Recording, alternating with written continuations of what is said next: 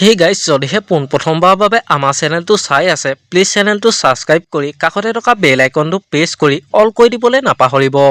লগতে এটা কথা কওঁ যে মোৰ আৰু এটা ইউটিউব চেনেল আছে, নামটো হৈছে দেৱাশিষ ব্লগ 20K। আপোনালোকে যদি চাব বিচাৰে ডেছক্ৰিপশ্যনৰ লিংক দিয়া আছে, এবাৰ গৈ চাই ল'ব।